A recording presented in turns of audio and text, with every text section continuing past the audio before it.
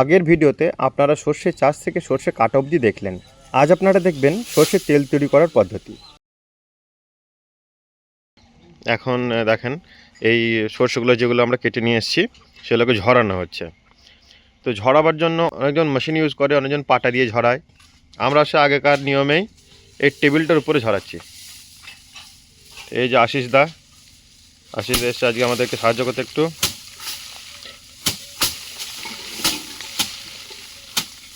আর এখানে সব পড়ছে।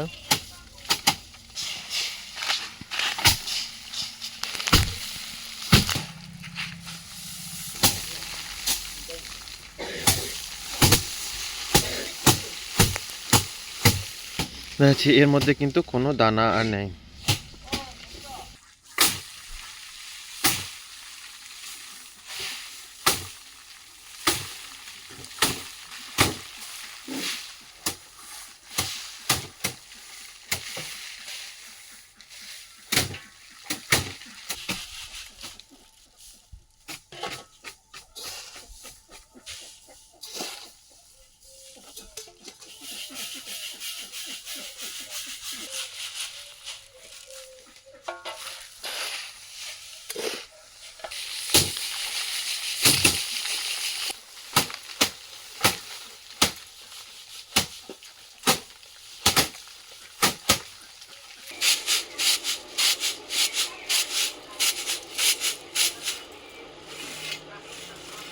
যে সর্ষে ঝরানো হয়ে গেছে, সব ঝরানো হয়ে গেছে। আর এই বেচে কুচে মানে সব শেষে এইটুকু আছে। সর্ষের জমি থেকে কিন্তু শুধু সর্ষের তেল পাওয়া যায় তা না, সর্ষের জমি থেকে পাওয়া যায় জ্বালানিও, যা আমাদের বাড়িতে অনেক দিন অবধি রান্নার কাজে লাগানো হয়। আজকে সর্ষে শুকাবার 2 নম্বর দিন। সর্ষেগুলো শুকিয়ে রাখছি আমরা খুব ভালো করে, যাতে সারা বছর সঞ্চয় করে রাখতে পারি। এরপরে আর একদিন দেবো, মানে টোটাল 3 দিন রোদে দিয়ে আমরা এটাকে সারা বছরের জন্য ভরে রাখতে পারি, কোনো অসুবিধা হবে না আর।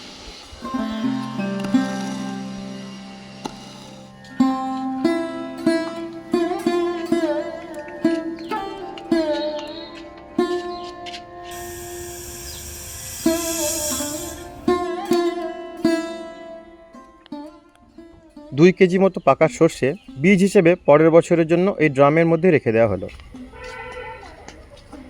আমাদের এই সর্ষেটা 3 দিন ধরে শুকানো হয়ে গেছে। মোটামুটি 1 কুইন্টাল 20 কেজি সর্ষে হয়েছে। বিসমিল্লাহ।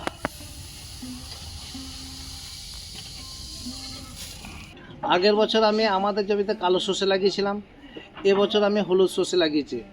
কালো সর্ষে অনেকটা প্রাকৃতিক মানে দুর্যোগ সহ্য করতে পারে, কিন্তু হলুদ সর্ষে না অতটা দুর্যোগ সহ্য করতে পারে না। তবু দেখা যাক, আল্লাহ আছে। আমরা লাগাইলাম, দেখছি আলহামদুলিল্লাহ ফসলও আমাদের খুব ভালোই হয়েছে। আমাদের ফসল খারাপ হয় না। শুকানোর পরও 1 কুইন্টাল 20 কেজি সর্ষে হলো আমাদের। এটা রেখে দিলাম, আবার কিছুটা আজকে পিসতেও নিয়ে যাব। আর আমরা যাই সর্ষে হয়েছে সারা বছর আমাদের না মানে সংসারটা চলে যাবে, আর খাঁটি সর্ষের তেলটাই পাবো।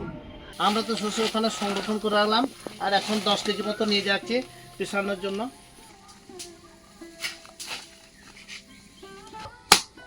এর মধ্যে আপনাদেরকে আর একটা কথা বলে রাখছি, হলুদ সর্ষে আর কালো সর্ষের মধ্যে কিন্তু একটা ফারাক রয়েছে।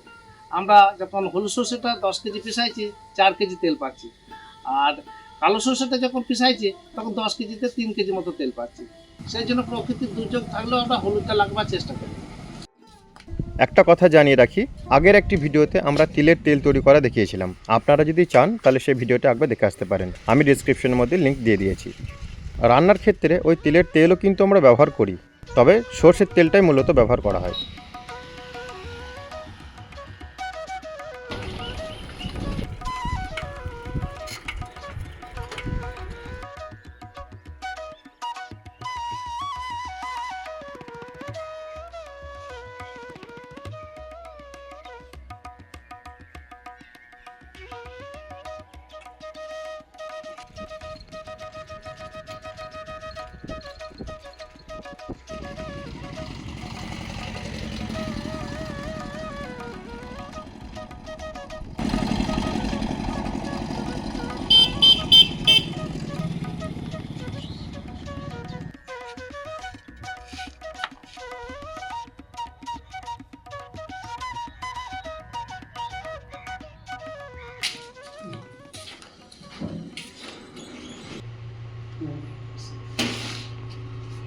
10 কিলো।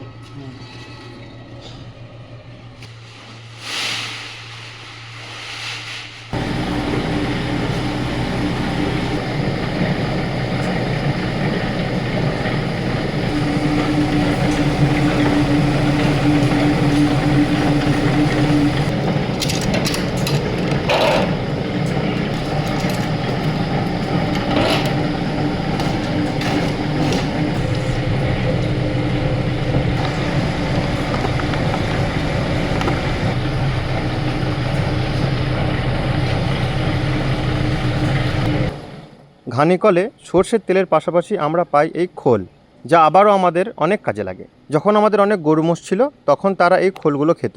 এটা গবাদি পশুর জন্য খুব পুষ্টিকর একটি খাবার। তাছাড়া এই খোল আমরা যে কোনো গাছের খাদ্য হিসেবে ব্যবহার করি। মোট কথা হচ্ছে, জমি থেকে আমরা শুধু ফসল না, আরও অনেক কিছুই পাই যা আমাদের দৈনন্দিন জীবনে অনেক কাজে লাগে।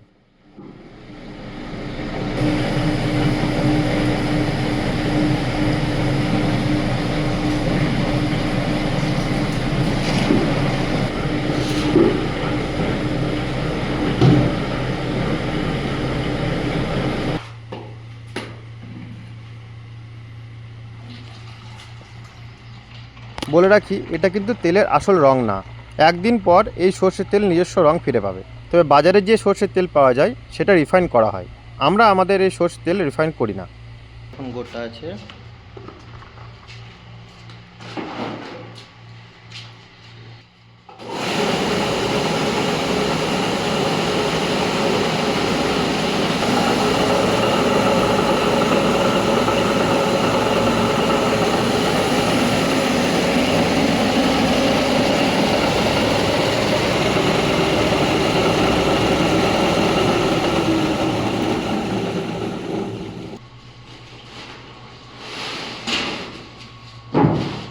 বলছিলাম না যে 4 কেজি থেকে বেশি হবে তো কম হবে না।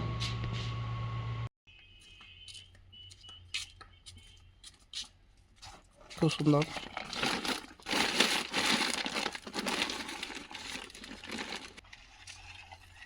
কিসে গাড়িতে?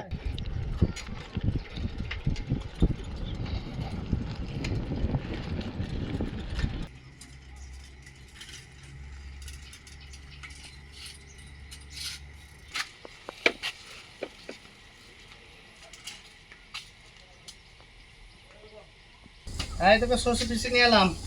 10 কেজি সর্ষেতে 4 কেজি তেল পাওয়া গেল।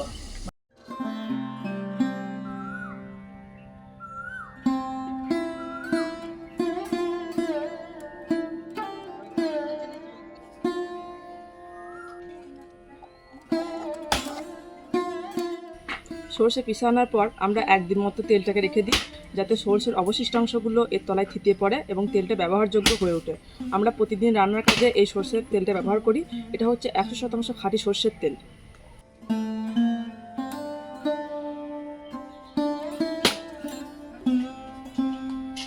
এখন চারিদিকে গ্যাসের যা পরিস্থিতি না, তাতে গ্রামের মানুষরা যা হোক করে মাটির চুলোতে কাঠ দিয়ে রান্না করে নিচ্ছে। শহরের মানুষরা কিভাবে যে রান্না করছে কে জানে। তবে আশা করছি এই সমস্যা খুব জলদি সমাধান হয়ে যাবে। লাইক, শেয়ার আর সাবস্ক্রাইব করুন।